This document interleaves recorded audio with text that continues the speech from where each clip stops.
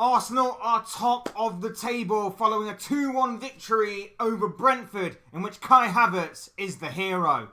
Hey guys, welcome back to the channel. Welcome to another video. Yesterday's video is going to centre around Arsenal Football Club, who are top of the table, at least for the next several hours or so, after what was a 2-1 victory over Brentford last night, with Kai Havertz being the hero on the day, scoring very late on to give Mikel Arteta's side the win, the 3 points, and to obviously increase the pressure on both Liverpool and Manchester City, who go head-to-head later on today in what is going to be a huge Premier League encounter that could determine or could give a big indication as to where the Premier League title may end up come the end of the current campaign. Arsenal yesterday weren't amazing. They weren't at their clinical best as we've seen them in recent weeks, but they managed to get the job done when it mattered most. And that is where we're going to be talking about today. We're going to be talking about Arsenal. We're going to be talking about the game that was. A little bit of controversy as well surrounding it and everything else in between. But before we go any further, I would like to remind you to please like the video and also subscribe if you're new. Both things are always and very greatly appreciated. And of course, to get involved down below in the comment section. Let me know your thoughts, your comments, opinions, predictions, feelings, whatever you want to call it. That'll make for great and interesting reading, I'm sure. And without further ado, let's get on with the video. Let's talk Arsenal Football Club, who yesterday went top of the table. Look, I'll get the negative and controversial stuff out of the way first and foremost. I really thought as the game wore on, Brentford might have just done enough. It might have been one of them days for Arsenal which Brentford were going to frustrate them. Brentford set up in a very organised, disciplined fashion, and they proved very difficult to break down. There were a few controversial moments that could have gone in Arsenal's favour. Arsenal did have a couple of penalty shouts. I thought, well, I say a couple, they probably had about 3, didn't they? I thought the first one looked more of a penalty. I've seen them given, but also I've seen them not given. So it is very awkward to very much determine whether or not that would have been given. I think he wasn't going to get to the ball anyway. I think the goalkeeper probably had it covered. But the drag back was very, very lucky from the Brentford defender who produced it. It was very fortunate on his part that the referee did not give that penalty because, like I said, they have been given before. So with them being given before, he was very much running a very big risk in terms of that aspect there.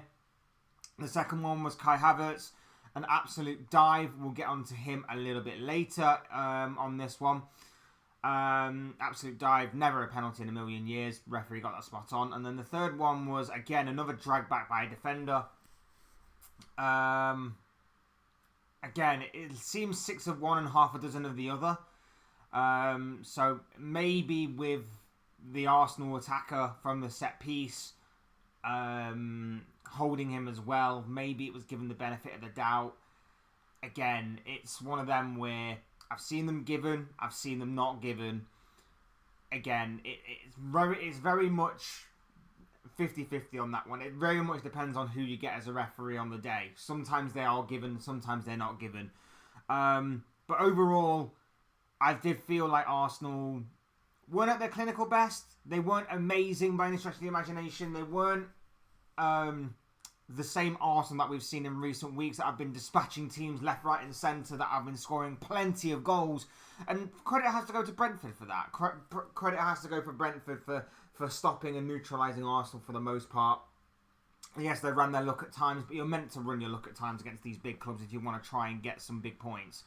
But in the end, of course, Kai Havertz stepped up when it mattered most to, of course, get Arsenal the win. That wasn't to say that it wasn't a completely one-way traffic or it wasn't a completely one-sided game. Brentford did have their moments. Aaron Ramsdale with a horrific moment to bring Brentford back into the game with Visser's goal, and then he made amends. He redeemed himself a little bit in the second half. He made a couple of very crucial saves from the likes of Ivan Toney. That left-footed one from very, very far away was a simply outrageous effort on his part, and it was a very good save to deny him from Ramsdale, considering the counter-attack that Brentford forced, because although Brentford were very disciplined at the back, they did pose a threat going forward. Visser and Toney in particular were working out ways in which to kind of hurt Arsenal with Brentford's direct approach. Visser was winning the first ball and he was trying to find Toney with the second.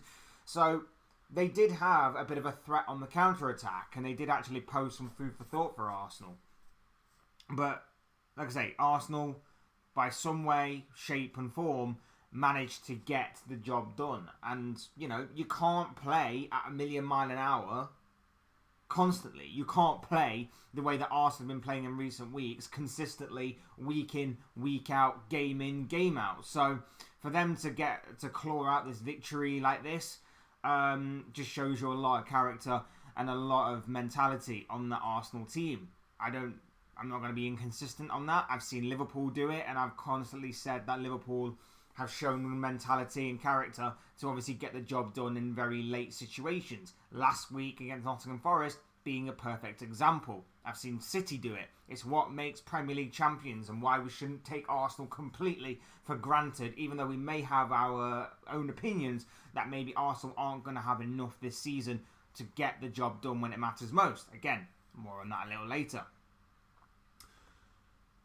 But Arsenal got the job done when it mattered most. And this was actually the first weekend in which I think the pressure was really telling on Arsenal.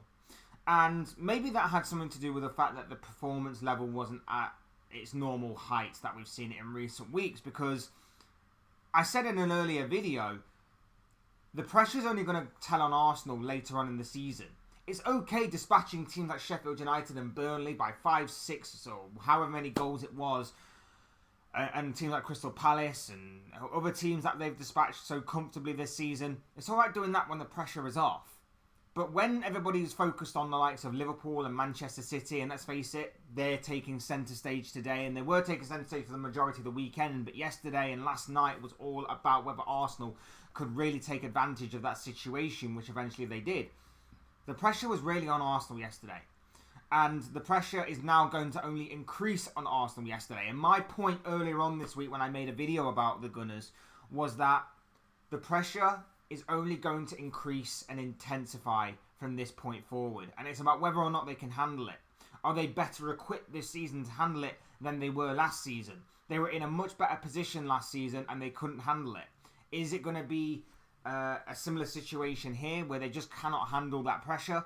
Or are we going to see a much more resilient Arsenal? Are we going to see an Arsenal side that is going to be learning from past mistakes? And are they going to be better than what they were in the last campaign? And, you know, so far so good. They passed that first hurdle. Brentford, although we expected it to be a pretty easy and comfortable victory for Arsenal, the game proved to be anything but easy and comfortable. Arsenal fans will sit there and say, oh, we dominated. We had the majority of possession. We did this, we did that, we did the other. We were never really in doubt. But like I say, on another day, Brentford may have got that little bit of luck that may have suggested maybe Arsenal weren't going to get the win in this game.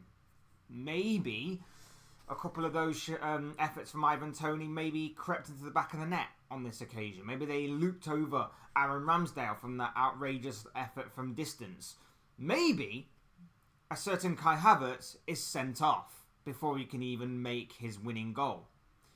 What I mean by that is Kai Havertz's dive. He's already on a yellow card. He goes into the penalty area, he tries to go past the defender, and he just dives. From obviously the forced perspective of where the original camera was on screen, yes, it looks like a foul. You go to VAR, you look around at all the different angles, Kai Havertz clearly dives. Now, for me, if the VAR and the referee have seen that, and there is minimal contact, he's just thrown himself to the floor, that is another yellow card, that is simulation, that is trying to win a penalty that wasn't there to be won. And in this scenario, because he's already been booked, it's a second yellow and he should be off. He then doesn't go on and score the winning goal. Arsenal may still go on and win, but Brentford may have a bigger chance of them going on and winning this game as well. So, again, it's very strange to me that that didn't happen, and obviously it's very convenient that Havertz went on to score the winning goal. But at the same time, what I'm more concerned about is the lack of reaction from everybody. last week when Liverpool had a supposed drop ball, which didn't go in Nottingham Forest's favour, everybody and their mums was in uproar. Everybody and their mums was in uproar about how, oh, Liverpool cheated. Oh, this is a conspiracy to let Jurgen Klopp win the Premier League title in his last season. Oh, this is outrageous. This is terrible. This is a dark day for the Premier League. And yet we have this scenario, and nobody is seen to have batted an eyelid. And I only call it out because of the inconsistency in, well, calling it out. The inconsistencies from people in calling it out. I also wanted to call out the fact that Arsenal had to scrape it late on in the game at 2-1, and people call Liverpool lucky for doing that, but when Arsenal seemingly did it, a lot of, well, Arsenal fans mainly, said that it was deserving, it was about mentality and stuff. And I completely agree, it's character and mentality. But again, just be consistent with it. Overall, Brentford was solid. Brentford posed plenty of food for thought for Arsenal. And I felt that in the first real Premier League weekend for a while, Arsenal felt the pressure a little bit. And Arsenal had the pressure on their shoulders to deliver. With obviously the scenario at play this weekend with Liverpool taking on Man City, the pressure was on Arsenal to get the job done and to put even more pressure on their fellow title contenders. Obviously, they now go on to have a bit of a break. Premier League-wise, at least. They've got a big game on Tuesday against Porto. But then afterwards, they have a break. There's no Premier League game for them next week because of FA Cup clashes. There is no game after that because of the international break. But then when they come back, it's the run-in. And they kick things off with a huge, huge, huge game against Manchester City. And we all know what that could mean for the Premier League title, depending on the scenario at play when obviously them two teams meet. The pressure only intensifies from here, and like I said earlier on this week, it's going to be telling to see whether Arsenal can handle that pressure or not. And a trip to the Etihad is going to be huge for them. Arsenal very well could go on and win that game.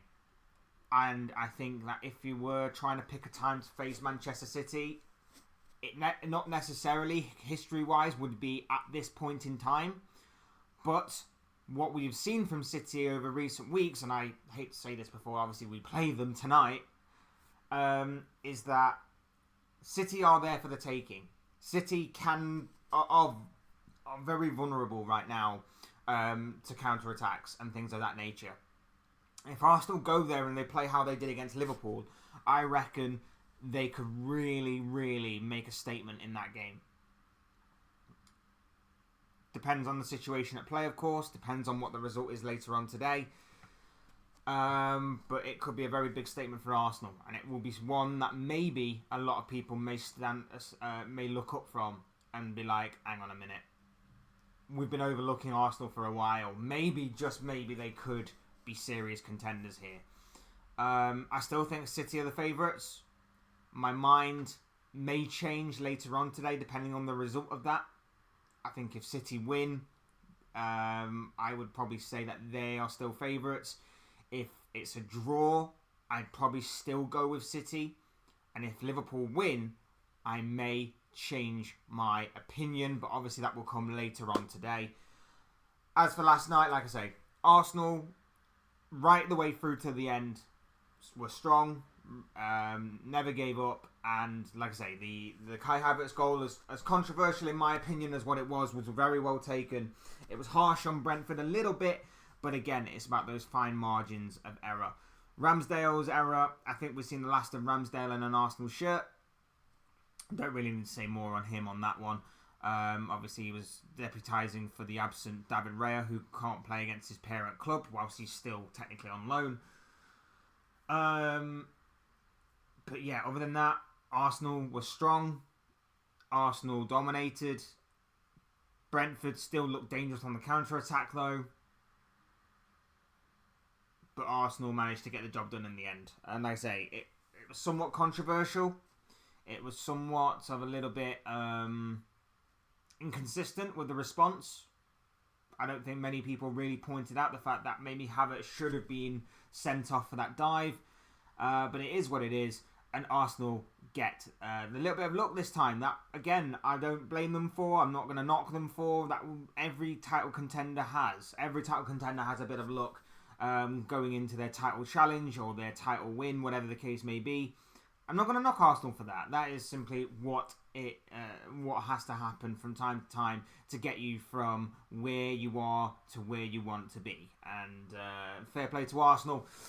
We'll just see what happens. We'll see what happens in a few weeks' time. Like, Arsenal are strong. Arsenal are going well right now. But the pressure's only going to get increased from this point forward.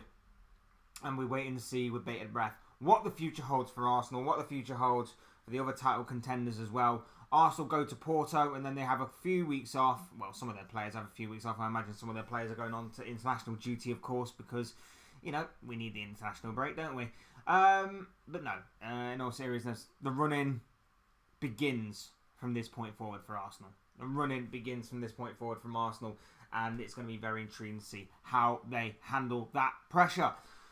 Fair play to Arsenal, top of the table for the here and now. Obviously, that could change in a few hours' time, and these are just the thoughts, comments, opinions, predictions, feelings, whatever you want to call it, of this guy. I want to know what you guys think. What do you make of Arsenal last night, the game that was, the way that they are top of the table right now, and of course, what the title run-in looks like for the Gunners going forward. I'd love to know your thoughts, your comments, opinions, predictions, feelings, whatever you want to call it. Make for great and interesting reading, I'm sure, down below in the comment section. So do get involved down there. Otherwise, hit the like button on the way up if you enjoy the video. Subscribe if you're new and want to see more content like this. Both things always and forever be greatly appreciated. And as always, thank you all so much for watching and listening.